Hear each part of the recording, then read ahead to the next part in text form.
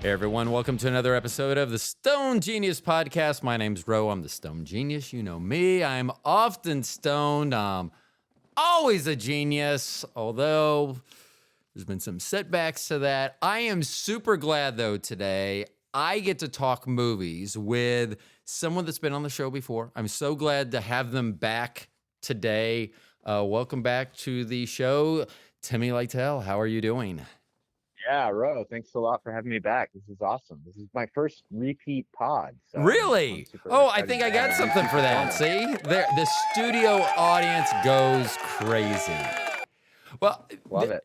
I enjoyed when we talked before. I did an episode not too long after we spoke, and I had said that I thought for Man Baby, the way to really appreciate it is everyone that watches the movie needs to speak to you. So I was thinking that you Wow. may, yeah, I thought because I did appreciate it a lot more because I kind of went into it not blind, but once Right. you filled in and gave some descriptions and what you were going for and what was actually achieved and it made a lot more sense to me. That's interesting. I mean, that's interesting to me. I'm kind of I'm a definitely like separate the art from the artist kind of person. Right. So it's interesting that, but yeah, I mean, of course, context counts for something too. Like we don't make these things in a vacuum. So, Right. yeah, that's interesting. I mean, and the funny thing is, afterwards, I think my wife said, "You know that, like on DVDs, they do that. They have commentary." And I'm like, "Oh, that's right."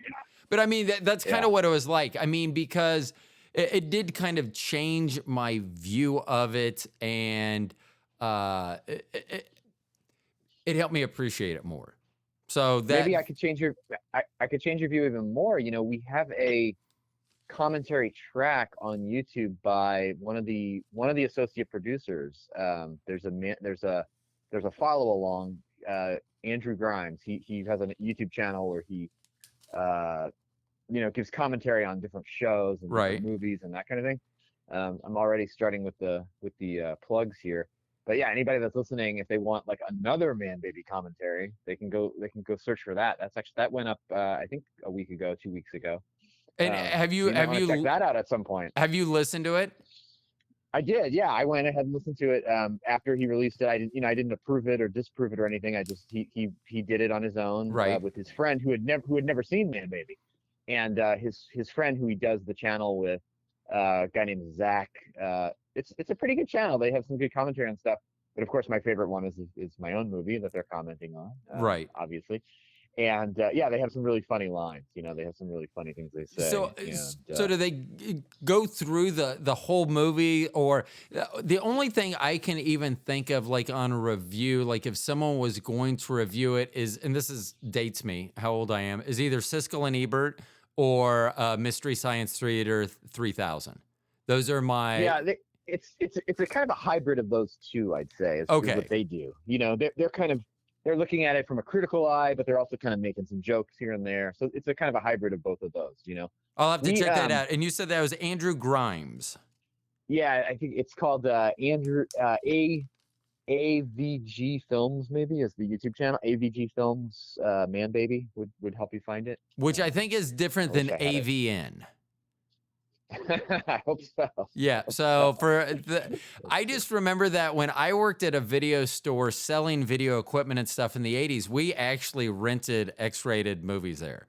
And so we would get Yeah, adult yeah. video news, AVN magazine. And I was just always like, because it was a trade magazine for the porn industry. And I was just not a trade magazine per se, but I was just amazed at the articles that I was reading in there. Right, right, right. Yeah, I never got a chance to read the AVN magazine. That would be kind of incredible if wow, yeah. It was, But yeah, it was different. So, to say the very least. that, And I always thought that was an interesting time in my life because this is back when everything was on videotape.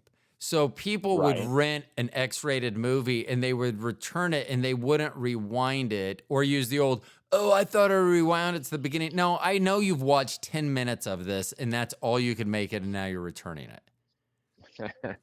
So, Oh, okay. Yeah. So, I did want to mention this. I noticed there was a post with MANBABY, and I noticed that Asa, who is that pronounced right? Asa was Asa. Asa is how he Asa pronounces it. Yeah, the it long name. was is MANBABY, and I Uh, note is that correct? mhm.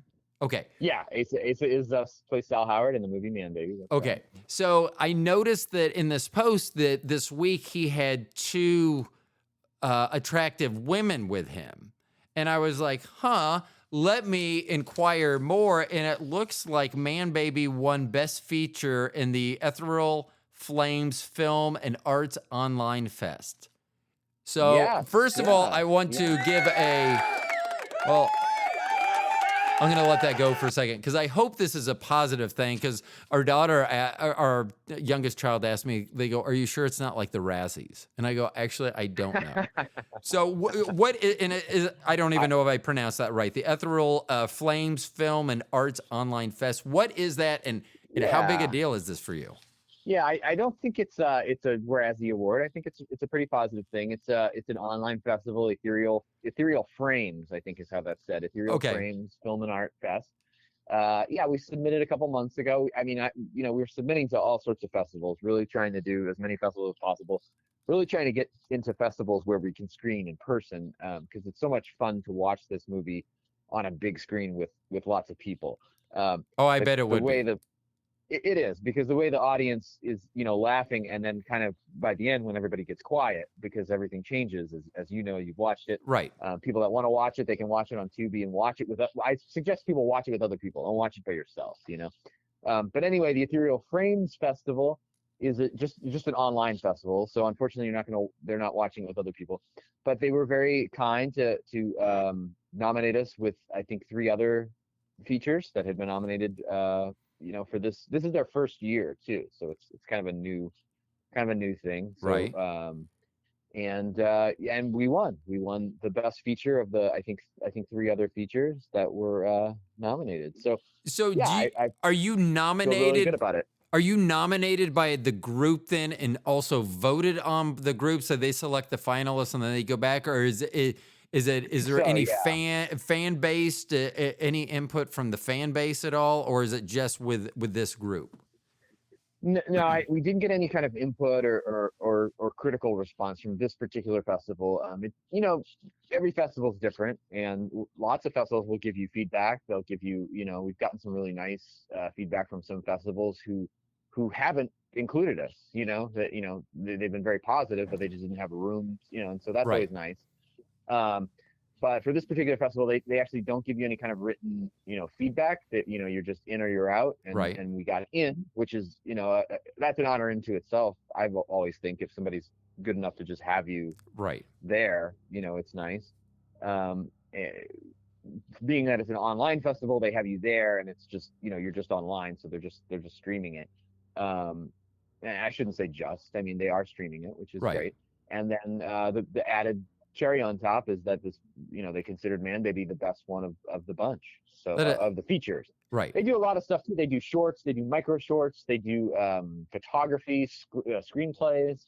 So it's a wide range of things, and I'm not exactly sure, who the jury is on this. I'm sure it's, probably fellow artists, fellow Right. filmmakers, and that kind of thing. So, Well, that was so neat. I saw that. I was so excited to see that for you, and because I like I said, it was a film that I think I had thoughts going into it, and I should have just watched it because I think I was thinking it was going to go one way, it went a different way, and then I had to redigest everything, and so it took me. But I mean, I saw that you had won that, and I just thought that was so awesome for you. yeah, I love that. I love that it surprised you, and I appreciate that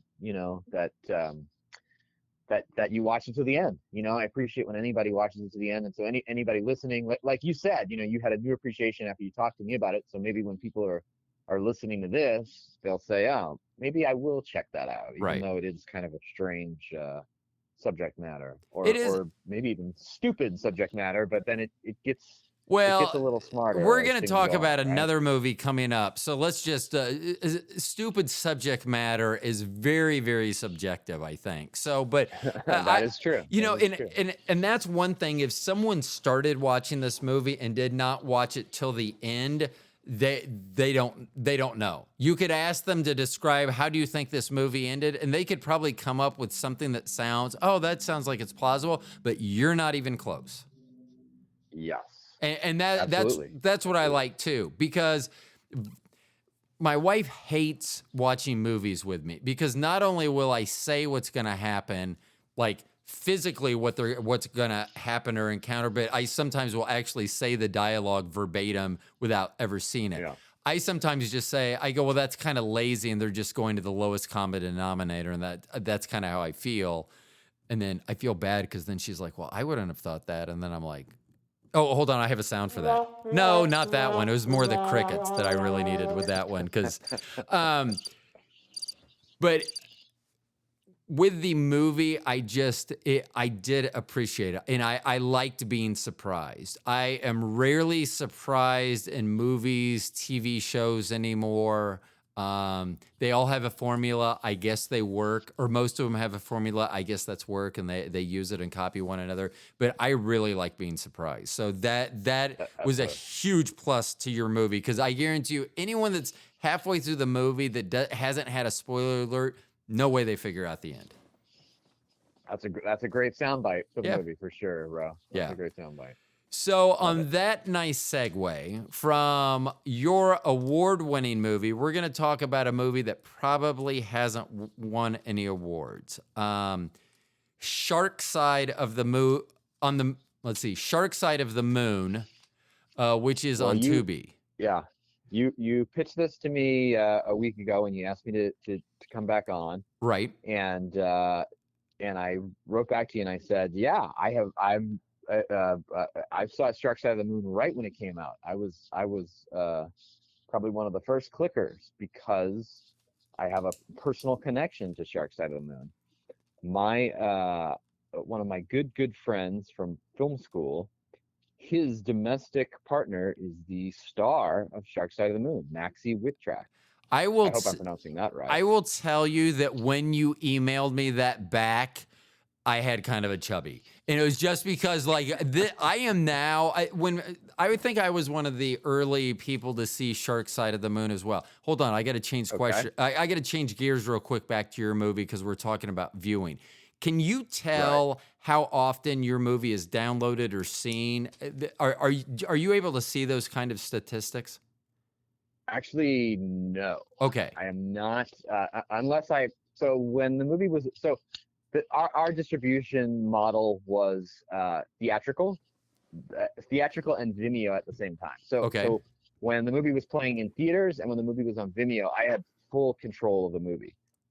Now that the movie is VOD, it's a little bit out of my control. It does play in places where I don't actually have the view of the analytics, and some of that money, kind of that's a question mark, and Right. that's kind of a consistent thing in independent film for years now, Right. and they've just changed it now for VOD. But no, I don't have exact numbers. I have some rough ideas. Okay.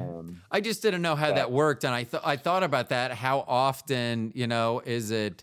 Does it come in batches? Does it come in I didn't know exactly how that works. So back to Shark Side of the Moon. Yeah, when you said that you knew someone, you had a relationship to someone that was in the cast, I was like, oh yeah, my gosh, because I have yeah, really decided I love this movie. well, Maxie actually was at the Los Angeles premiere of MANBABY when we premiered the movie MANBABY. The star of Shark Side of the Moon, was at the MANBABY premiere, which you can't beat that kind of publicity, I guess. No, Right? oh my gosh. I tell And Shark you, Side of the Moon is fantastic. I mean, it's a lot of fun. It's just scene for scene, it's really, really fun, I think. And it really is, um, it's like those USA Up All Night movies that inspired MANBABY, in a lot of ways for me, is what that kind of is. it's different than those movies, but it really is kind of in that same world. And I, you know, I went into it going, oh my gosh, that it comes. Sometimes I just like stupid movies because I like to tear them apart. But I found myself enjoying it because they, I don't even know. I guess the best way is I don't think they were really trying to make it anything more than Sharkside of the Moon. I think they knew Yeah, exactly the movie they were making. And sometimes that gets lost, which is why when I told you the two movies I wanted to compare was Sharkside of the Moon, which I will tell you, not a lot of research was done by me, but I was trying to research how much money was spent on that movie. And yeah, the only number I could find was $10,000. And I swear it has to be more than that. That being yeah. said, the movie that I wanted to compare it to was Halle Berry's Moonfall, which had like a $68 million budget or something like that. Right, right. Yeah, yeah. And Moonfall, yeah. I mean, personally, I enjoyed Moonfall too. I had a fun time watching. I know maybe we might disagree a little bit on Moonfall, but I thought Moonfall was a pretty, um, but it kind of going back to your point about like knowing what's going to happen. Moonfall is a pretty close beat for beat Independence Day. Right. It's the same director, so he's kind of doing the same thing, and he knew that Independence Day worked, I guess, and Right. he's kind of trying to repeat that. I mean, definitely the conspiracy character, the John Bradley, Samuel from Yeah. Game of Thrones, is doing the Randy Quaid character in Independence Day, and I couldn't remember. I didn't rewatch Independence Day. It's been 20 Right. 25 years since I watched Independence Day. There's something with the main character being disgraced in Independence Day. Am I right? Am I wrong? I'm not sure. I can't remember. So Maybe in you remember. Independence Day, he wanted to be a pilot or something, but was dating a stripper. And I remember Harry Connick Jr. saying, "You'll never be an astronaut as long as you're dating a stripper." Or something. And I think that was his That's big what it was. conflict in there. That was his conflict. Okay, Yeah, okay. Because yeah, it felt very similar that we had this, the disgraced astronaut and this kind of, in the, leading to the same, basically kind of the same climax too, right. to the, And, so, and my thing is, when I was looking at the two movies, I find them to both be so far fetched. It's not even that you can't distinguish the two. It's just so outlandish that neither one of us is even conceivable. So now, once we've gotten that out of the way, I start nitpicking. And my biggest yeah. nitpick is because I remember the movie Swordfish, which starred Okay. Hugh Yeah. Jackman and had Halle Yeah. Berry in it. Yeah. And I believe in that. John Travolta too, right? Yes. John Travolta. Yes, with Yeah. a just I want to say awesome haircut, but I'm not sure that my sarcasm will come through effectively, but it was a haircut, we'll say that at least for John Travolta. Right. But in that movie, Well coiffed wig, probably, yes. at that era of John Travolta. Yeah. And this would have been probably mid 90s. And I had read somewhere and I had to look it up and I forgot the number, but it's either $500,000 or $1 million extra they paid Halle Berry to just show her tits in one scene for like 20 seconds. And so my thing with Moonfall was, if you look at Halle Berry at the beginning when she's in Mission Control or whatever, she's wearing a polo and like slacks. But at the end of the movie, she's in a full-on astronaut suit for the most part. And I'm like, that's not... There should be a recipe for movies. And when it includes Halle Berry, you start with a certain amount of clothing and there's less clothing throughout the movie. You don't add clothing. She added clothes. Yes, Yeah, I was she like, added clothes. I was thinking you could have taken the budget that they had for Moonfall, given it to Sharkside of the Moon, have Halle Berry play in Sharkside of the Moon and just be topless the whole movie, and it would have been better money well spent, and it would have been a better movie overall. That would feel very USA Up All Night to me. Yes. For sure. A topless Halle Berry fighting. Well, okay. What about those CGI sharks though? Was there any sexual attraction I would, lady well, sharks. as a stoner, I will say that there are some strains that would probably lead me down that path. I did enjoy them, and that's one of the big problems I had with the movie is when you see a big budget movie with a star like Halle Berry and others, I think you start expecting more. And with something Yes. that's named Yes. Shark Side of the Moon, you don't really need to go past the title because a lot of people are like, "Are you saying that? Did you mean Dark Side of the Moon?" And it's like, "Oh no, I did not. I Right. No, I meant mean Shark Side of sharks." the Moon. Yes. Mm-hmm, And I did love the mm-hmm. CGI because I thought it was just campy enough that it kept in Right. pace with the rest of the movie. Because you wouldn't want something too good to make them look Right. real. Right. Again, I think it's all pretty tongue in cheek. I mean, it's pretty much it knows what it is. It's it's not a complete goof, but it's goofy and it works. And Whereas Moonfall really is kind of it's playing it real straight. It's playing it real straight down the line, and when it works, it's okay. It's decent. But when you're that serious and you know the moon is hollow yeah. and yeah, I don't know. I don't know. I And think that So you didn't give me what were your favorite movies over the last year or two, and least, and oh gosh, maybe not oh least gosh, favorite, because you probably look at movies very differently than I do. I look at them probably as a normal consumer, kind of escapism, and I don't put too much. I don't care that it's Shark Side of the Moon as long as I'm able to escape for 90 minutes or 120 minutes, whatever the case may be. Or in that case, it could sure, be a guy in a diaper. I'm okay with that too now, sure. evidently. That I mean that's good for me. Yes. Um, if we're talking kind of I guess you know just off the top of my head, I'm thinking of the Oscars. I'm thinking I really enjoyed Tar. Uh, Out of that group of movies, I Uh-huh. thought Tar was kind of my favorite. Did you see that one? I did not. No, in Yeah, fact, I give that a recommend.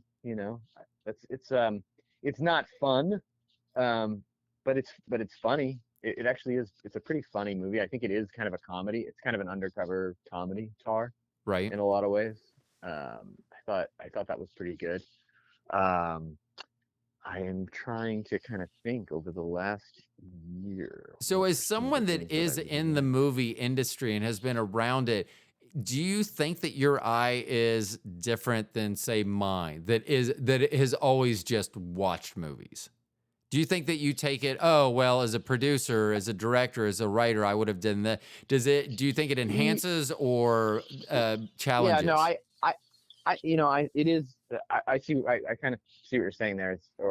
I think maybe what you're talking about is like seeing the strings, kind of, right? It's Right. like if you're a magician and if you're a magician and you're going to see a magic show, you know, that if Right. you know Someone, how it's done, is it as interesting, right? Like yeah, like the I get crowd that. may ooh and awe, but you may be like, "That's not. I know how to do that. If everyone knew that, you wouldn't Right, be oohing and awing." So yes, yeah, it's kind of what right, I'm yeah, asking because behind the scenes, like, yeah, do you sometimes see where people may laugh or cheer or cry at different times sure. than you because of how you see the movie? Sure, but I mean, I think to follow that down the line though, everybody is viewing a movie in a different way. Right. Everybody's got their own kind of hang-ups and preoccupations and ways that they see things. Um, so it's not as cut and dry as that. I mean, I have always been, ever since I was a little kid, I've always wanted to know how things work in general. Not just movies, but just Right. I'm a very curious person, and so and I'm very interested in movies, and so yeah, like knowing how movies work. I mean, it's been a thing. I can't say there was a time when I was completely blinded by the magic of Hollywood. I think from a very early age, I always kind of had a distance from it, where I said, Right. "Oh, I know this is a show. I want to know how it works and that kind of thing." I don't know whether that is you know being a professional or whether that's just a me thing. And so I think Right. everybody kind of sees things in their own way. Right. But I certainly still can enjoy things. So a movie like Sharkside the Moon, I certainly can sit there and shut my brain off and have some suspension of disbelief. Now, Right. I mean, in that case, it's like I know the lead actor in it, Does that playing play any role on how you feel about a movie? Are you more critical when you know the lead? definitely, definitely. I mean, you know, I'm looking at her as a person, not just the actor. I'm thinking about, you know, again, nothing in a vacuum. It's Right. the whole movie's taking place in the real world. So yeah, it complicates things, but I also think that I can just watch it and enjoy it. I mean, watching Man Baby, when I'm editing it, is sort of a similar situation. I was on set. I know how hard it was to get a certain shot, or I know what the actors had to do what they were doing, and now I'm gonna have to cut that entire, with Man Baby, cutting entire actors out of the movie, knowing those actors and knowing that they, donated their time to, for this project. It's, how do you, Do separate you yourself have from that that? conversation with them before it comes out? Obviously, because you don't want to be surprised. Someone's not in the No, movie. it's a little bit more surprise you're out of the movie. Is it really? Actually, for me, for Man Baby, it was. I mean, maybe if the person had acted in more scenes, I guess. I don't Right. know. I mean, in this particular case that I'm thinking of, two actors one actor is completely cut from the movie, and another actor just has one tiny little scene still in there, and she had much more of a part in the original shooting in the original script. So And let me. yeah, it was in those cases it was kind of like surprise. So changing gears into that editing, how hard? So was that editing done for the sake of the story? Was it time constraints? Was it a combination? So why were how? Always the story, always the always the story, story. always Okay. the story. For me, it's always about the story and telling the story in a way that the most people are going to get it. And this goes right back to what we're talking about, but everybody sees things differently, and so me being, not being in a vacuum, uh how do I watch this kind of objectively? How can I ever be objective? Right. And so that's the extreme example, is like it's your own movie, but I feel like in every movie there's that same kind of conversation going on in my head, where it's, oh, I know this person. Oh, I know what they're going to do here. And it sounds like you go through this too. It doesn't sound like we're all that different, because No. you're watching something and you can predict the next line. And I Yeah. think we're all going through that conversation in different ways. And how much we choose to be entertained by the magic is just, it's a little bit of our own choice, I think, maybe. Right. Maybe, I don't know, maybe it's a little bit of our own choice, and maybe and I think it's a little bit of the skill of the artist, maybe, True. Yeah. because I think sometimes, again, to go back to the magician metaphor, of a really good magician, a really good storyteller, will surprise you. Right. And I mean, that connects to my favorite movies of the year, like Tar. With you and Man Baby. With Tar, I was genuinely surprised by the ending of Tar. The last 30 minutes of Tar, I was I thought the movie was one thing, and I was genuinely kind of like, what is this movie? And I think maybe just like you too, I really like that. I really like when I don't know what a movie is. Moonfall and Sharkside of the Moon, we know what those movies are. Right. They're B movies, they're genre movies, they're sci-fi kind of things. And Tar is something where I don't know what it is. I couldn't tell you what genre that is. It's a fake biopic, I guess. Right. And I guess maybe we could say the same thing for Man Baby. It's like Man Baby, I try to get it to people as like, hey, this is a kind of a wacky comedy, kind of a screwball comedy, but hopefully, and I think you prove that, is like, hey, I don't know what this is by the end of it. Right. And I do like that because very often, you know, as soon as I'm done with a movie, it's done. I mean, so much so, like, I'll ask my, have we watched this before? And she's like, yeah. And I'm like, okay. And or I'll start watching something. I'm like, fuck, I watched this already because it didn't make me think. I didn't linger on Yeah. it. I watched a movie. It took a block of my time away from me, which is fine. And then I moved on. But I like being able to go back and revisit and go, what were they trying to say there? Were they trying to make a bigger point? You know, how could it have maybe been done a little bit? You know, I really enjoy that part of the story. And that's one thing that after watching the movie, going back Yeah. and thinking about Man Baby, I was like, yeah.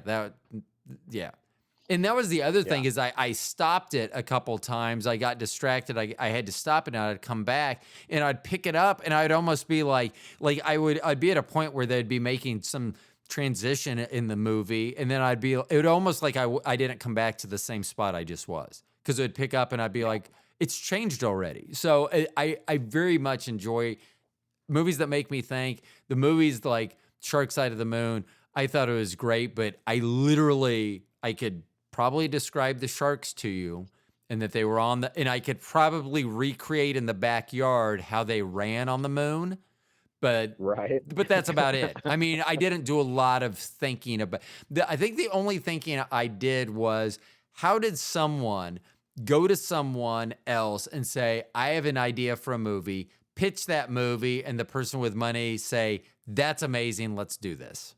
Let's do this. I mean, the things that I guess, you know, again, I thought about my friend. I thought about the world that makes such a movie. I kind of, the thing that I kind of thought about was the, you know, humans creating the aliens in that one, and the kind of the USA Russia kind of rivalry. And I was kind of thinking, well, how would I do? What I get the story. How would I do it? And I think, like, on a real, like, nitpicky level, I was like, well, I might have it be the Nazis and not the Russians, even though that's kind of, I guess you got to play with the time there and that sort of thing. And it's hard if you don't have a big budget. You don't want to go to, like, Hobby Lobby to buy the stuff to make all the Nazi stuff yourself, because then you just look crazy. Right. Yeah. So if you don't have a big wardrobe department with that stuff already pre-made and you can just use it for the day or two while you're shooting, you don't want to be in there making those armbands, I would assume. Right. Well, that set they have, that the shuttle, Commander Nicole's shuttle to the moon, that set, I feel like I've seen it on, I think the Asylum, the company that makes that movie, I think they might own that or something, or they have a real, like, sweetheart deal with whoever owns that set, because I've seen that set on at least 3 different kind of space movies. See, and that's awesome that you can identify. Every once in a while I'll say so. I generally will catch something that's like, I forget what Bobby, my wife, and I were watching, and she likes to drink seltzers. And they were just panning through this thing, and I go, wow, they had a good special on seltzers. And she goes, what the fuck are you talking about? I go, there's just a bar behind, there was a sign behind the bartender. So I, like, see, like, little, and I don't know why they catch my eye, but mine's like little glitches, or like when, I remember in the original Lethal Weapon, when they're in Roger Bertaux's station wagon, there's one scene where the headlight is in place, the next scene it's dangling out of position, hanging down by the tire, and then the next scene it's back in. And to me, that always bugs me, because I'm like, I'm not a professional editor, but I would think that someone would have caught that along the way. But maybe it was too hard to go back, and I don't know, because I'm not on the backside of a movie. So let me ask you that. Why would they have left that in? Because that seems like a pretty big omission. Yeah, there's a million and one reasons. Well, maybe not a million and one, but there's a couple. I feel like the general rule for editing a movie is you go for the story again. Right. So people really, you're seeing the details, and maybe you're seeing some of the details, but you're really not seeing all the details. Most people don't see the details. Most people are just following the story. But really, you can really think about the actor's face and their eyes as kind of the main points of focus in editing a movie, and where where those are directed, the main points of interest, the center of the frame kind of thing. If you're getting that right, you don't really need to worry about too much of the other junk. See, I never That being knew that. said, I thought that was an omission that someone just fucked up, and by the time all the prints were made, I or mean, however. maybe it could be that. It could be that somebody fucked up. It could be. But it does make more sense because, like I say, it seems to be fairly glaring that someone at some point would have caught it. Yeah. And so, but what you say makes total sense because if I think about that, the windshield where you can see them in the car is always perfectly center placed in the front, and if the car is moving around, it's still keeping them centered so that that light, because it doesn't. You're right. So the storytelling, it doesn't mean shit, whether it's in or out. That has nothing to do with the story. And I haven't thought about it. And that's why I love talking to people that know their shit, because I don't know. I can watch a movie and I can make some guesses, and they may be somewhat informed guesses, but that's what I like hearing about how you see a movie and what's important, because that makes total sense to me now, because I just thought it was some bumpkin that couldn't do their job properly before. I'll give you a fun alternative, like a little experiment. This is a little thought experiment you can do in your head. The listeners can do this at home too. Okay. When we're thinking about like movie continuity, think about kind of what you just described. So it's a detail that's missing between two shots. But now think about that. Think about that shot or that detail. So some little thing in the frame actually being the same in both shots, but let's just change the size of the shot ever so slightly so that we're a little bit closer to those two guys. We're like almost like we zoomed in, but we didn't physically zoom. We just cut. Okay. That would. So if you kind of picture that in your head, that's actually way more kind of distancing and kind of disjoint. Like you would notice that far more if the size of the frame changes, right, than just a little thing in the background. Even if that, so in my example that I'm thinking of, the little thing in the background stays the same, but the size of the frame changes. Oh, yeah. So In Lethal Weapon, it stays the same. Right. So if the car would have changed different sizes, that would be more noticeable than a headlight sticking out. Kind of. Is that what you're trying to say? It certainly could be. Okay. It could be. I guess what I'm trying to say is that continuity and discontinuity are again, they're kind of magical things, I guess, and different people see different kinds of discontinuity in different ways, but there are some things that are almost universal, and one of those is like like shot size and like points of focus and that sort of thing. But it's hard for me to kind of describe these things just through audio. Right. I would love to have a PowerPoint for you, and I could really show you what I'm talking about. But in any case, everybody does see things differently, and yet there are some things that are somewhat in common to, I would say, humanity. And I would say that I try to, like, a lot of times I will point that out. It's probably just because I was like, oh, someone fucked up on their job. But I would point that out. But I'm also well aware that it doesn't have anything to do to the story. I get kind of upset when, like, it's supposed to be a SEAL team and they have no fucking clue how to enter a room or clear a room. That bugs me more, because I'm like, how do they not have, depending on what level of production it is, how do they not have someone? They could go online and watch a video on how to clear a room, and they would do it better than what these fucking bozos did. Because that bugs me more, because I'm like, now I can't buy them as a SEAL team. If the headlights in or out, no big deal. If I can't buy these guys as a SEAL team, I'm not going to think that this guy's good. If he doesn't know how to enter a room, he's not going to be able to take someone down at any distance. And that's where I become more conflicted, and probably my outlook on that movie diminishes, because I'm like, they didn't really put in the time or effort to make this. Because some of these things, and I'm not talking about big things, I'm talking about little tiny things that they could do just to make it seem more realistic. That isn't even, I don't think would be even a budget concern. Like, I don't think going to YouTube and Googling how to clear a room, and then you guys all watch it and practice it a few times. That doesn't really cost you anything. So it's not like it's a budget prohibitive from doing that. I know that in some cases budgets can be prohibitive, but Sure. you get around that. To a point. I mean, I guess that, connecting to Moonfall, how did you feel about the piloting in Moonfall? Did you feel distance from that? Did you feel like that was acceptable? I was so disappointed with Moonfall. I probably picked it apart. I think that in every scene, what I was doing was pointing out what new piece of clothing Halle Berry had on. I'm like, oh, right.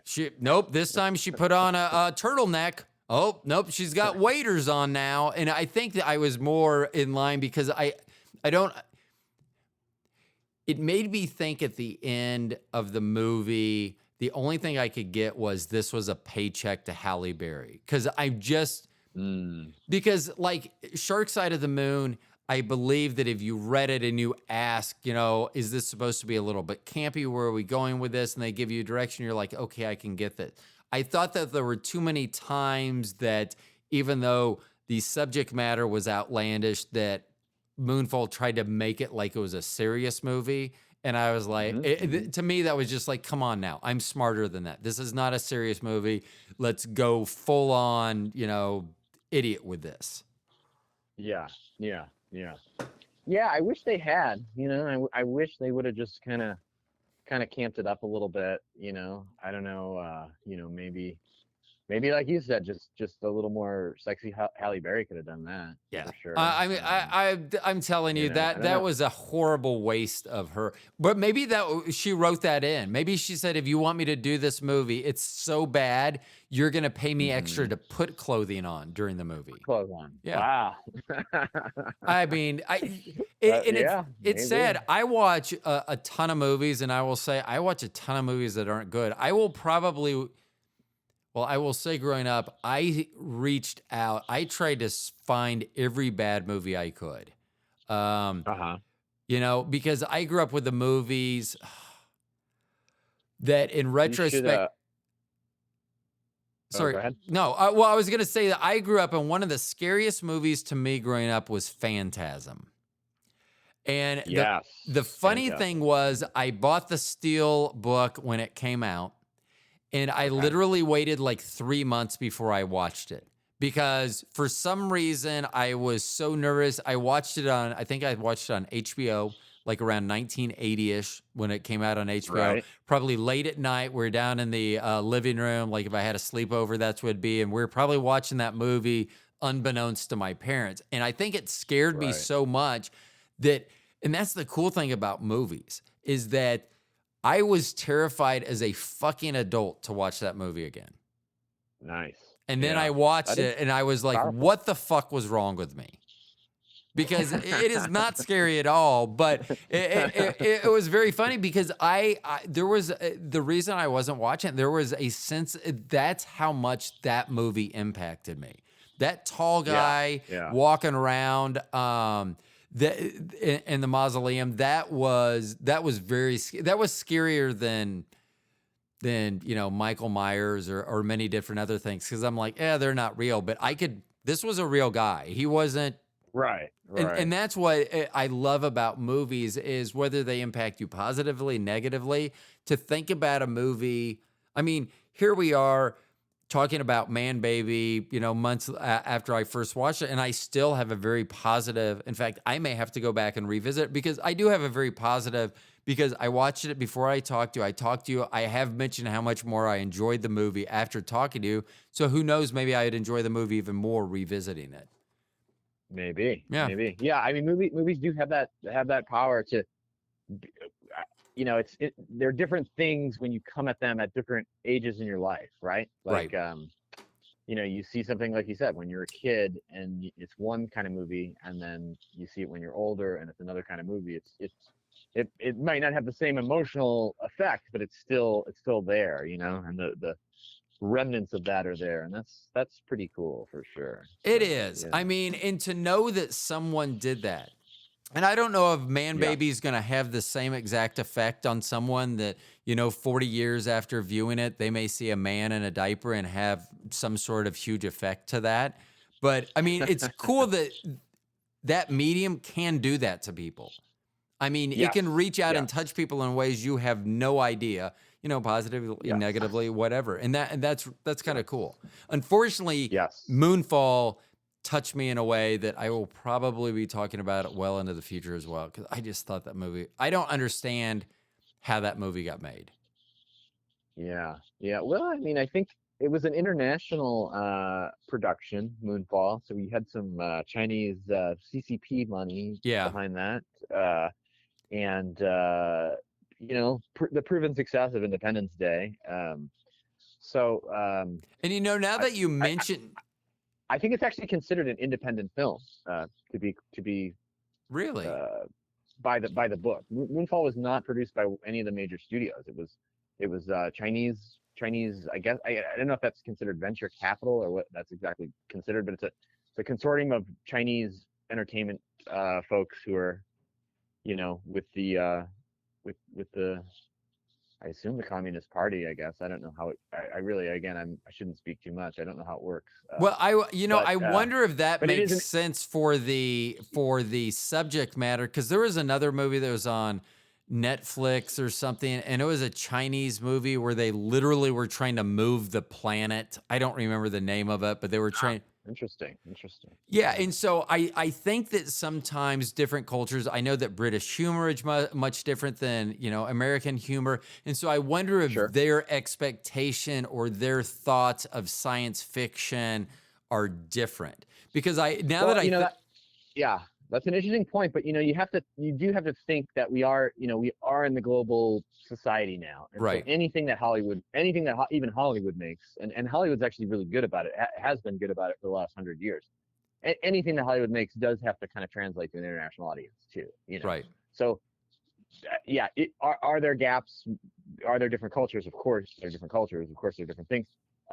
But you really do want to make your movie, if you're making Moonfall, you don't want to make it to be Chinese Moonfall. You want to make it for the Right. world, and and even Sharkside of the Moon and even MANBABY, you're trying to get that to as many people as possible. You're trying to talk to everyone. Right. But yeah, no, I'm actually looking it up. I'm looking right now here at the good old Wikipedia. Well, I would be And, interested to Moonfall see. is an independent movie, so we can call Moonfall an independent movie. It's one of the most expensive independent movies ever made.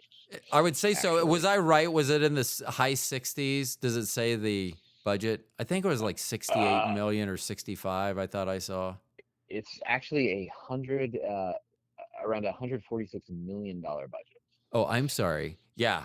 I mean, Yeah. for And so- $146 million, I would have said, hey, Halle Berry, we're making this sci-fi movie and she'd be about what? And go, doesn't matter. We're going to pay you $145 million. You're going to walk around buck naked for 90 to 120 minutes. And I don't know for a fact, but I believe that either Halle Berry or a close second to Halle Berry would jump on that offer. So. And just for clarification, the Chinese consortium that I was referring to are the Hui Brothers Media Corp, which is a Chinese multinational entertainment company. So they are the majority financiers of this Moonfall. Right. But we also have financing from Lionsgate and from Germany, according to Wikipedia. So I would be. That was my understanding before I read the Wikipedia page too, that it was an international kind of thing. And yeah. So Lionsgate is not considered one of the majors. Right. Lionsgate is considered an indie.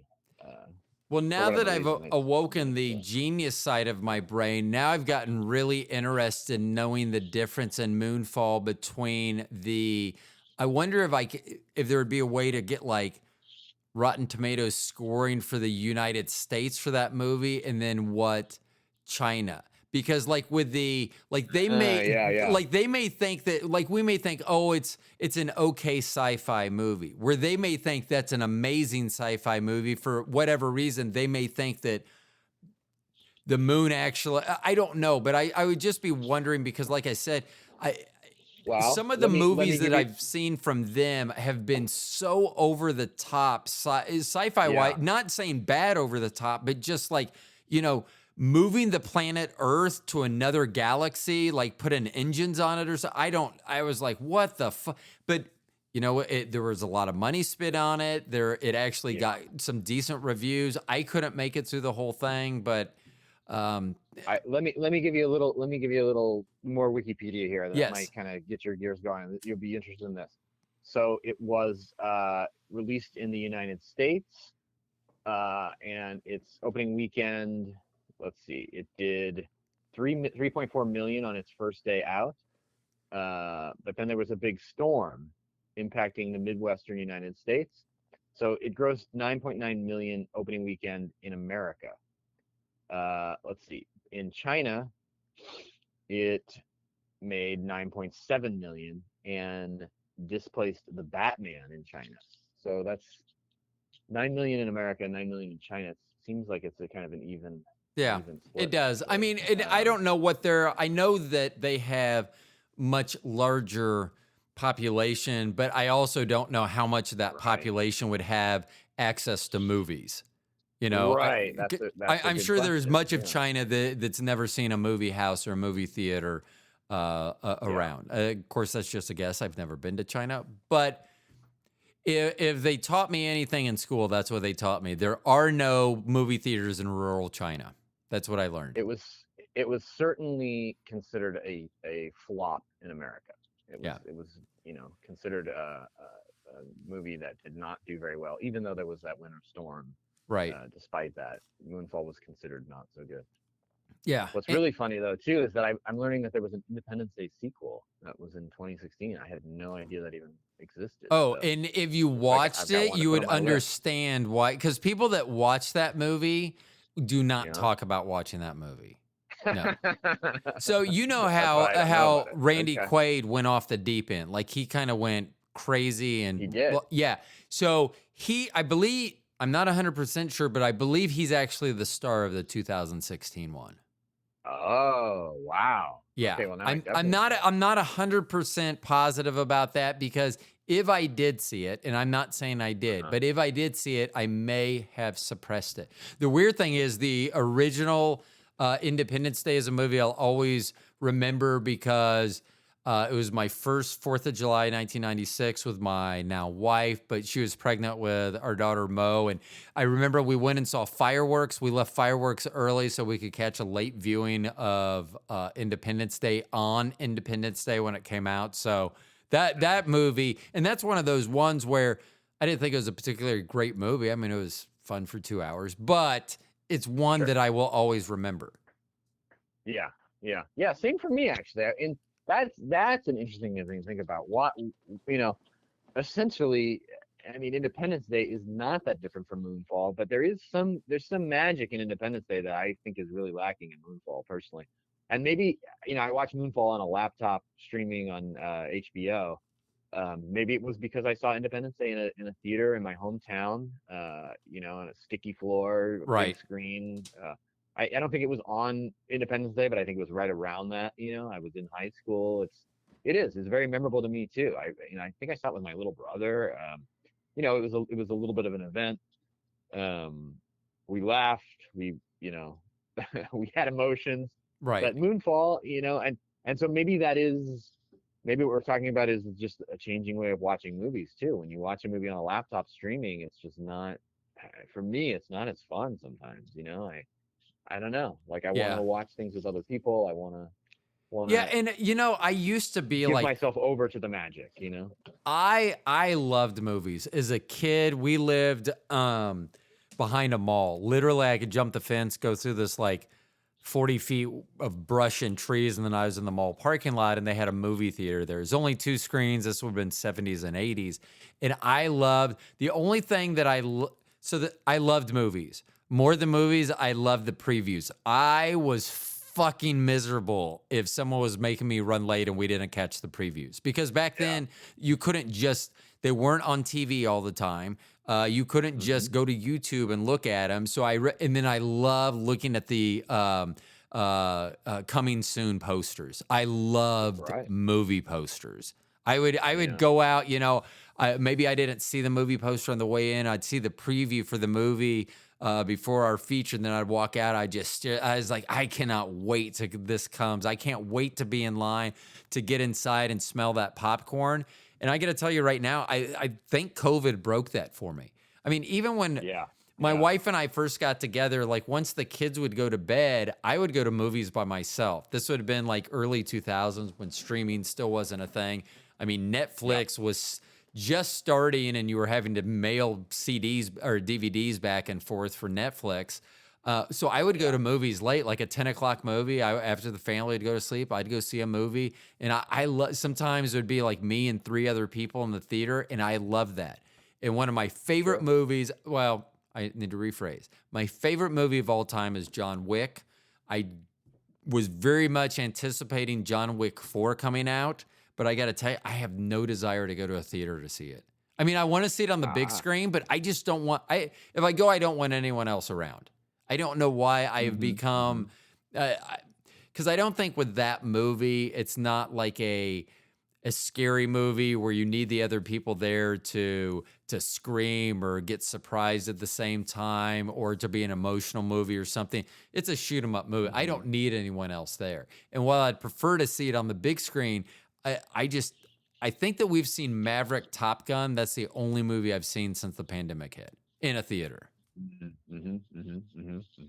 Are you? I think I want to see on the big screen. I took some time out of the theater, obviously because of the pandemic, right? Like everybody else did.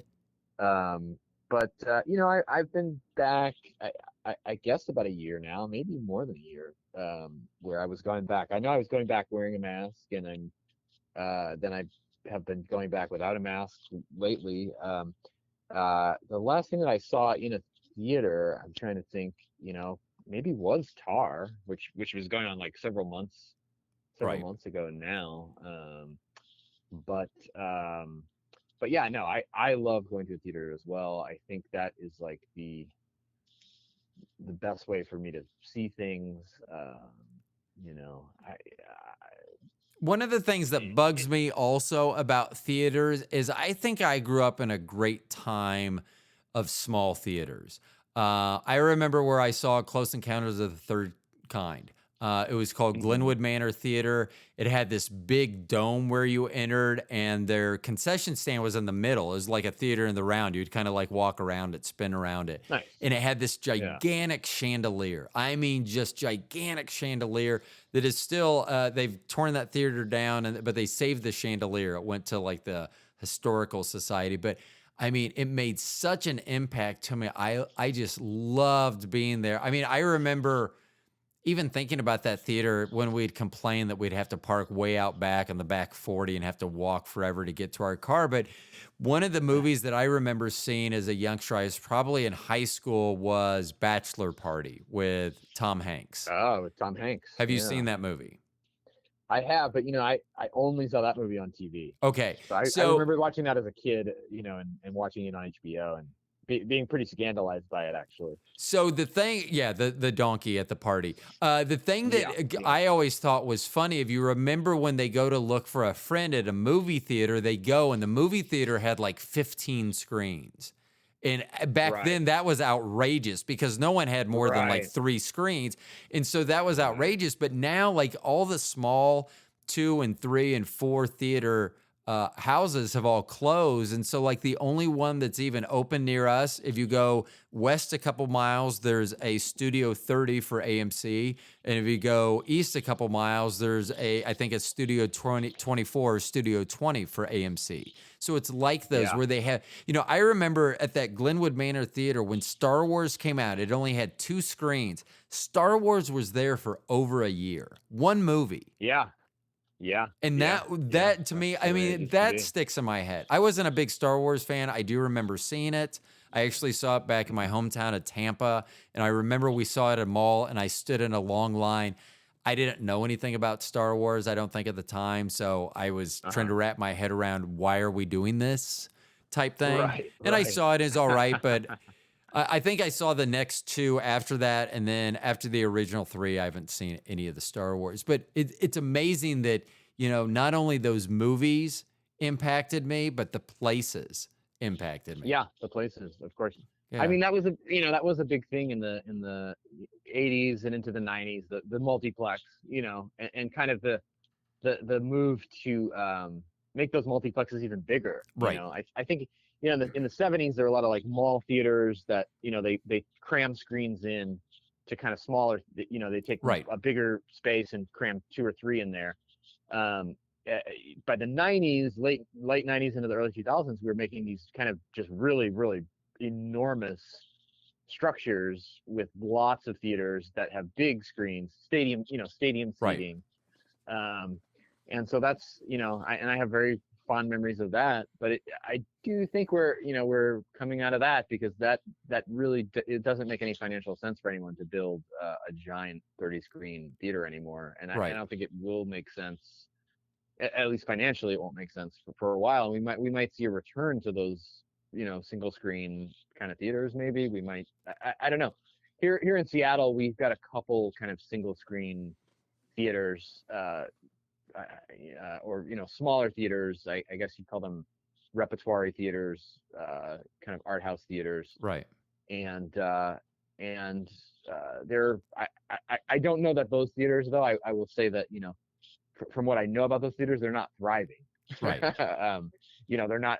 They're squeaking by. And so anybody that's listening that is in a place where you have these little theaters, please do support them. Go to movies when you can. Oh, yeah. Um, If we know, lived in a town that had a little one screen or two screen, especially with a little balcony, something quaint that, 50, maybe right. 100 people.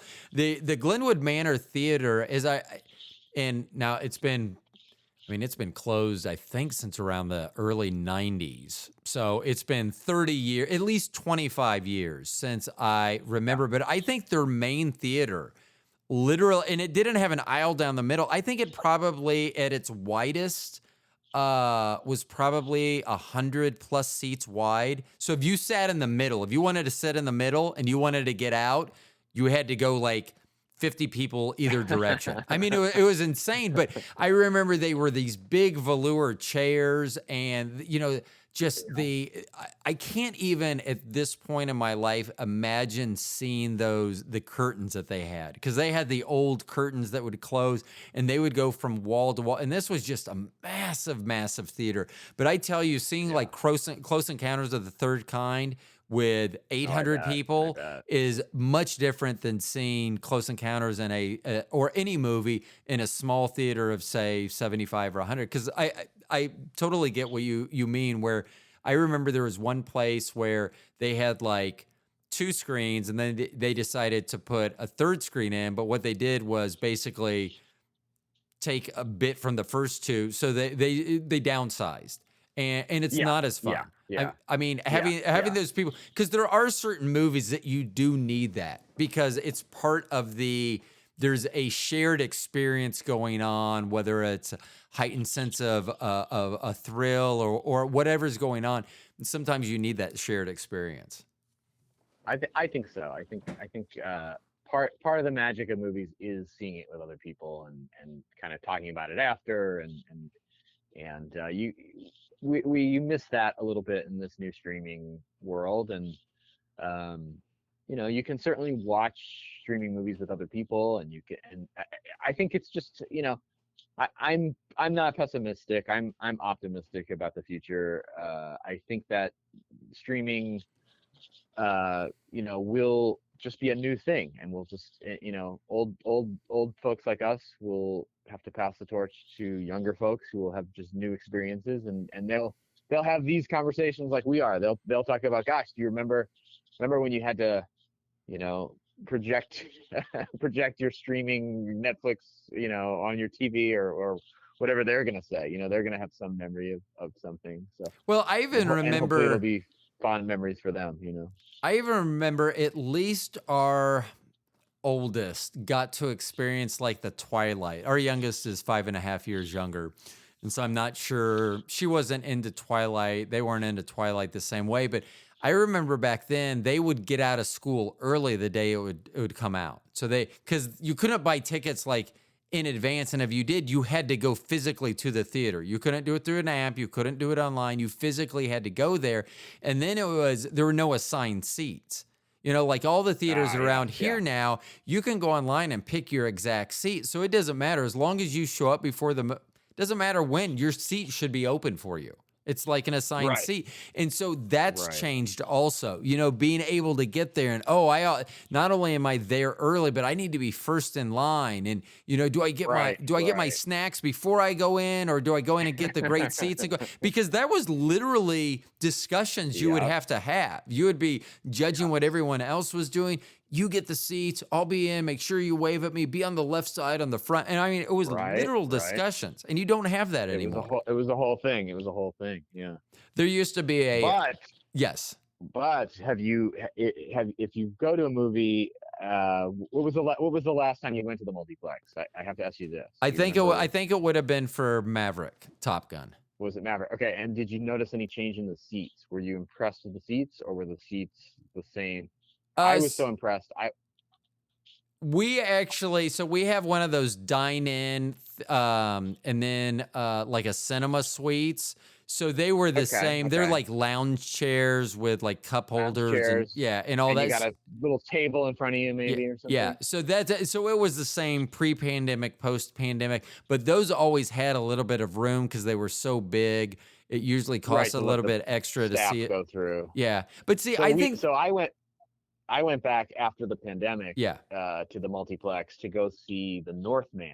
So I'm thinking about it in my head. I think that was the first one I went back to. So okay. That was 2021, I think, 2022. It was I think early 2022 was The Northman.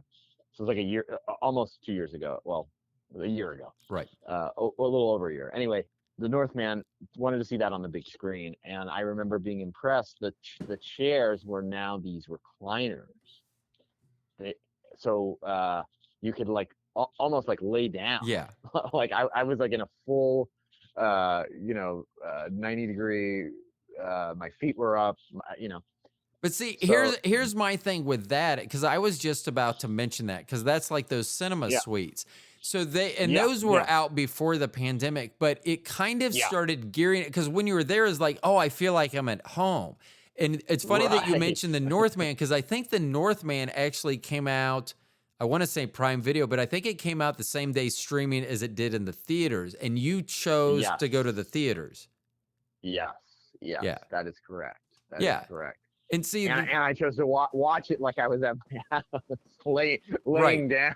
And that's the thing that I don't know if people get there and they're like, well, I could do this, because that is literally my thought process right now with John Wick. Yeah. That if I just wait 2 or 3 weeks, it'll be on video on demand. I can pay like $20, which I would have paid at least that much in time and effort to go see it at a theater.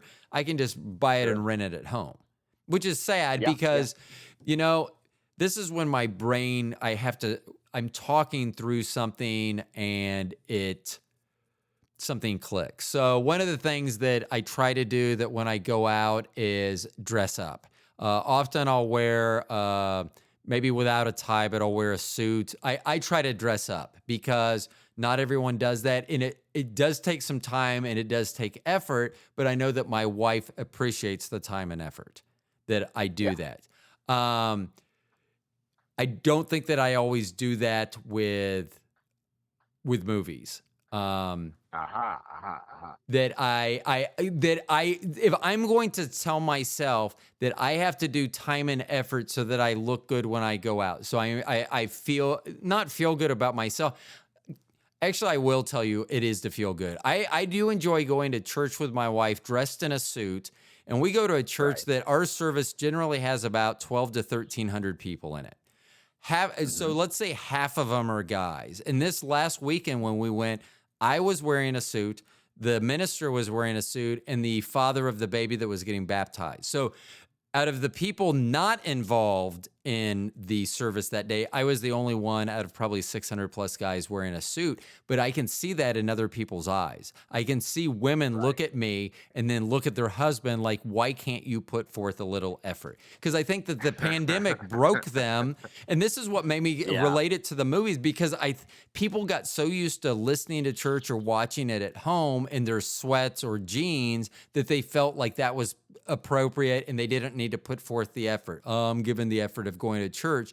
Well, I need to put forth the effort to go, because I do, when I think about it, the smell of the popcorn, you can't recreate that anywhere else at a theater. Right. I can't be at home, no matter how good I am at making popcorn, which I'm not good at. I don't think that I would be able to recreate that. And I will guarantee you, I will not make my floor sticky enough that it will recreate being at a theater either. Please don't. Yeah. Please don't.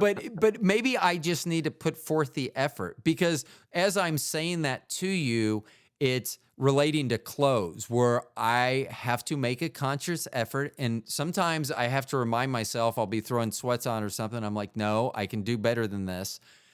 And so maybe I need to think about that with the movies, make a conscious effort that, yes, I could wait 3 weeks and do this. But remember, when I first heard that there was going to be a John Wick 2 and then a 3 and a 4, as soon as I heard that, I was so excited for that movie to arrive. And here I am a week out and I still haven't seen John Wick 4. What do you think it's going to be? You're just going to stream it, I guess, right? No, after this talk now, I'm being serious. After this talk, I'm off on Thursday. I'll probably go catch a matinee by myself Thursday afternoon. I think you're going to enjoy it more. And whether it's just being, even if nobody else is around, I think you're going to enjoy it more. And I think, attention, you're going to give it that attention when you're in the theater. Right. I was just walking by a movie theater. I wasn't going to the movies. I passed a movie theater, and there was a young mother and her children, probably age 9 or 10, walking by, and the 9 and 10-year-old wanted to get into the movie, and the mom said, well, the kid said, it's a bigger screen. That's the part that I heard. It's a bigger screen. And the mom goes, you got a big screen at home. That has, I felt for the kid. I felt for the kid, And that is sad, because that's another thing that I haven't thought of. When I was growing up, I mean, shit, we sold a house in 2014 and we left the old tube TV in the basement because it was so heavy, but it wasn't big. It was like a 32-inch TV, because, right now I'm looking on the wall and I think ours is a 65-inch. And I'm thinking, we used to watch a 32-inch. And if someone put a 32-inch in front of me, I would thought that I would have been sent to prison or something. I'd be like, why am I watching this? So I totally get that, as TVs have grown and got bigger, it does get easier. But that's where, and see, this is why I'm glad that I'm able to talk to people that are smarter than me, like you, so that I can learn that I need to put forth more effort and go to the movie. I was dying. I could not wait until John Wick came out. And here I am, 10 days into its release, and I'm just like, oh, I'll wait until it comes out. And I do need to put forth effort, because it probably would be cheaper. But see, because that's the things I need to discount of my own. I always say, well, it would cost me just as much to watch as at home as it would at a theater. So if it's going to cost me the same at home as a theater, go to the theater. Enjoy that. Go to the theater. Yeah, exactly. Yeah. Exactly. Yeah, that totally makes sense. And Tubi's free. Cancel a service. Stick with Tubi and Sharkside of the Moon and the Asylum movies. That's the other thing I wanted to talk to you about. You said that you wanted to go down some rabbit holes and see some weird movies. Definitely search for the Asylum if you're not aware of that. That's the group that made Sharkside of the Moon, and they have a I think they have a channel all their own on Pluto TV. So if you that's another free one. It's a free app for your smart TV. I think we have that on our TV. Yeah, look for the Asylum channel on Pluto, and you can probably really go down a rabbit hole with that company, because they're kind of like I guess like trauma of like the 2000s, kind of, 2000s and even into today, to the 2020s. Right. So check out The Asylum for sure. Okay. So last question for you on this episode, because I would love to have you back again. It's so fun to talk about movies, and we can be more Always structured. always good to talk about movies with you. Yeah, I mean, because I do, and that's one thing that I kind of miss also is that when you're streaming movies, no one's necessarily watching them at the same time. So it's not water cooler talk, because now you have, well, first of all, no one has a water Right. cooler at work anymore. But secondly, you don't, I mean, because, oh, I can't say that because I don't know if so-and-so's watched it or they've watched this or that. And, you know, it used to be where a movie like Independence Day came out, which is pre, you know, internet really for the most part, in 1996. And everyone was seeing it sometime over that holiday weekend. So when everyone returned to Right. work Right. or whatever they were doing that following Monday at the pool, whatever you were doing, you were talking about Independence Day. Oh yeah, I saw it at Oak Right. Park Mall. Oh really? I saw it at Metcalf South. You know, where you saw it, you know, who you saw it with, what it was like. So I love talking about this. This has actually brought up so many memories for me. You know, just I'm trying to now just picture all the different theaters that I used to go to and that I used to love, and how you don't see that anymore. Yeah, yeah. Yeah. So Yeah. okay, so Yeah. oh, sorry, go ahead. Oh no, I was just gonna say, you know, I wouldn't have watched Moonfall had you not suggested it. You know, that's the kind of thing it is. Everything's such a Well, niche. You know, I'm I would have totally missed it. So glad that you brought it up. glad, sad. I don't know. I mean, I mean, it was fine. I mean, I did think I got to a point in it where I felt committed. Like it was like a Yes. trip and I was Yes. beyond like there was the point of no return. The Rubicon was there and I was like, you know, I've invested so much time. If I don't figure out how they save the world, I just will be a lesser person. So my final question to you, as of this point, if you had only one movie that you could watch for the rest of your life, what would it be? Wow, that's a tough one. You know, a movie that I've watched. I'm gonna say, can I say two movies or do I have to? No, pick you one? can say two. I will allow it. I'm gonna say two. A movie that I've watched, like, I used to watch it. I watched it hundreds of times. I watched it so much in high school. Is Martin Scorsese's Goodfellas, which I think Yes. is a movie that is just so much fun. Fun and horrifying at the same time. And then I would also say Kubrick's 2001. I think is something that I could watch over and over again. But I'd have to pick both of them because I don't think I could just watch Goodfellas over and over again. I think I might get a little bit bored by it. And I think same thing with 2001. I think each one is for like a different mood that I'm in. Right. If I could only watch one movie, I'd be screwed because I think, you know, Well, 2001 over and over again, I might go crazy, and Goodfellas over and over again, I might turn into some kind of tough guy, you know. yeah. Which So I'm those, not. I will tell you, those are very different than the movies that I had that I would have made my short list. So my short list would have been, and for whatever reason, when Raiders of the Lost Ark came out, I think it was the summer I turned 13, 14, somewhere in that neighborhood. I think it was 81-ish when it came out. Mhm. For whatever reason, I did not want to see the movie. I don't know if it was because the movie poster. I don't know if I have no idea. I did not want to see that movie. My parents, for whatever reason, really wanted to. I remember trying to hide so that I wouldn't have to go to the movie with them. And they were like, come on, we're going to go see it. And we went and saw Raiders of the Lost Ark. And then I think the first 30 days it was out, I probably saw it a dozen times. I just thought, for whatever reason, I just thought it was an amazing movie, and I really lost myself. My other one would be any number of Chevy Chase movies like Fletch Lives, The Three Amigos, something that I can just, if I'm going to be by myself with a movie, I need something that if I'm going to talk to myself, I think is hilarious. And I think those are the highly quotable movies for me. The Yeah, Chevy those are Chase great. movie. Yeah, especially Fletch. Vacation. See, anything pretty much with Chevy Chase, Mhm. I was a fan of. So, yeah. Okay.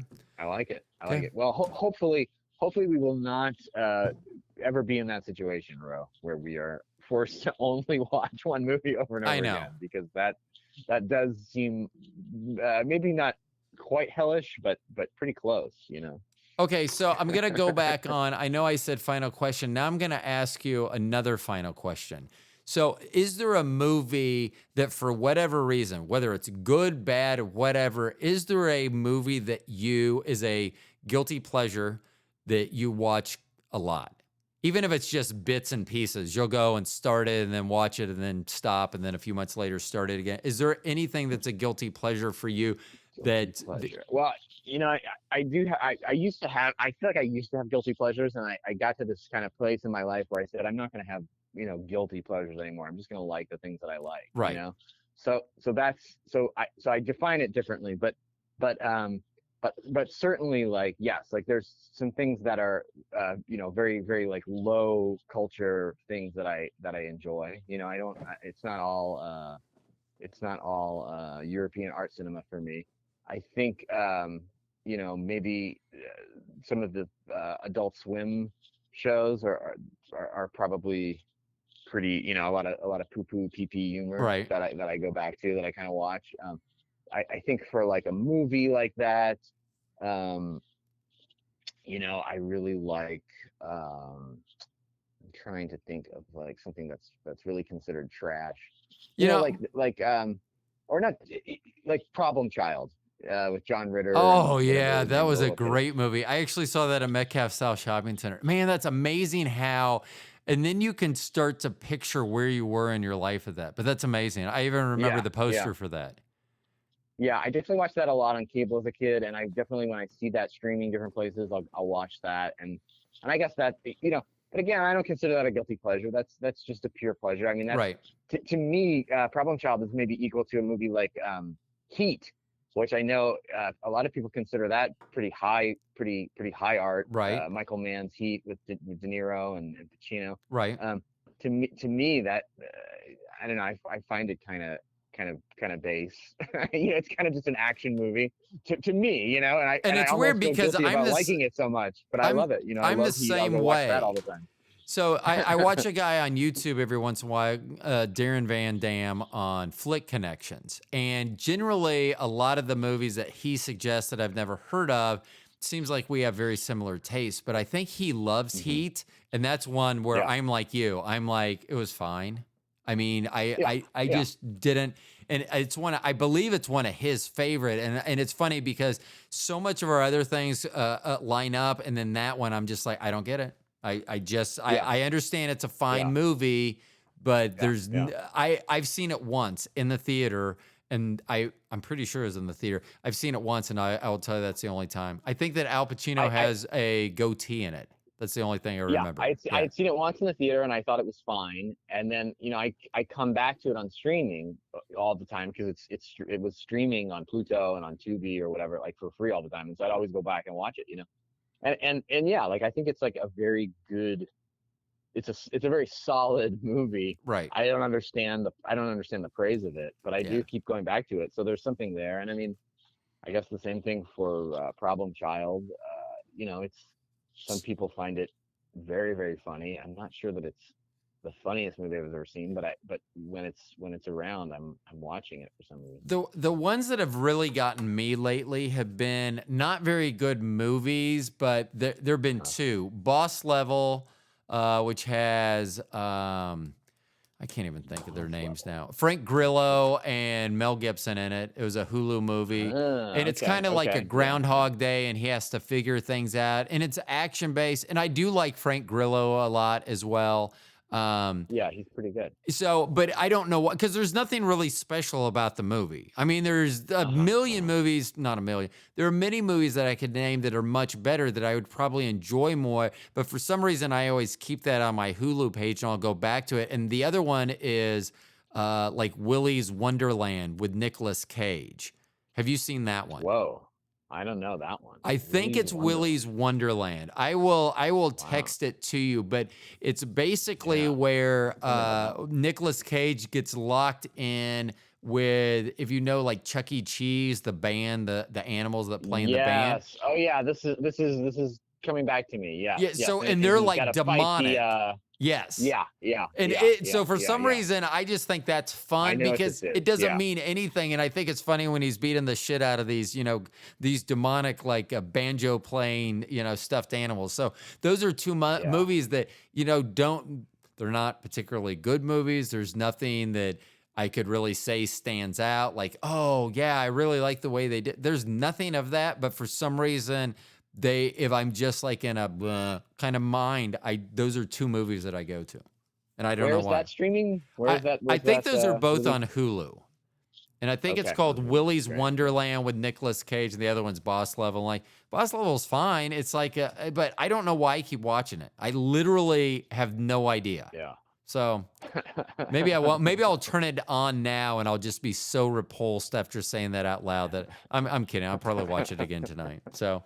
Well, Tim, I appreciate you joining the show again. I know that the audience very much enjoyed listening about MANBABY. I do know that there are at least a few audience members that have streamed MANBABY. Nice. I'm glad they did. I'm glad they do. And I looked up if they want to watch that commentary, not with me, but with one of the producers.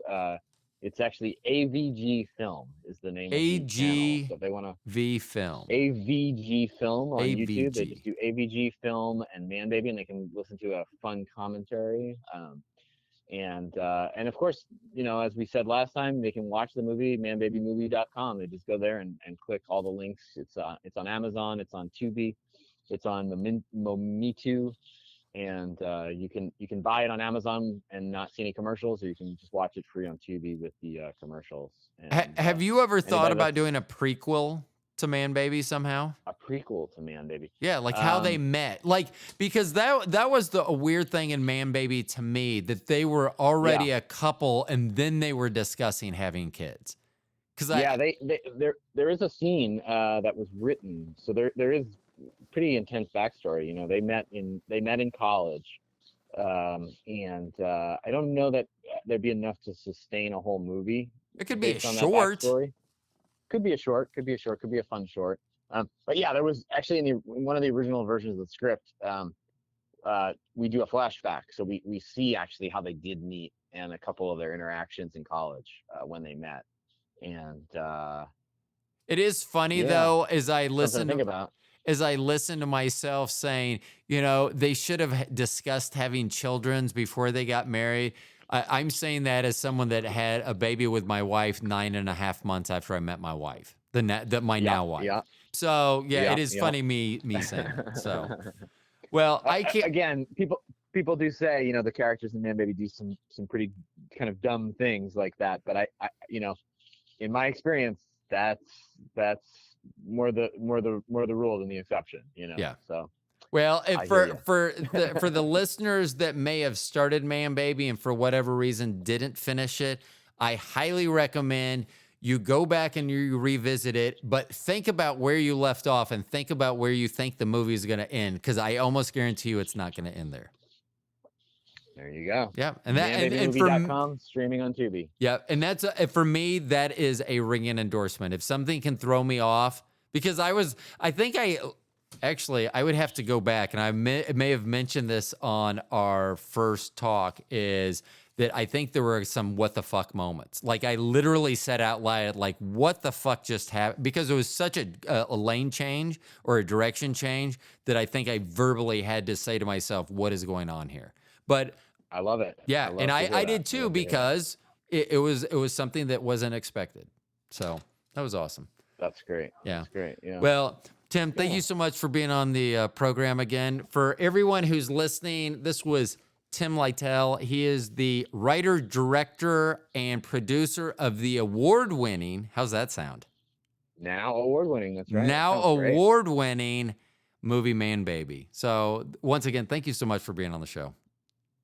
You got it, Ro. Thank you. Thank you for having me. And I hope you'll be back soon, and we'll talk about more movies, because I could talk about movies all day long. That sounds great, Ro. Okay. So everyone else, thanks for listening to the program. You guys know me. My name's Ro. I'm the Stone Genius. I'll talk to y'all soon.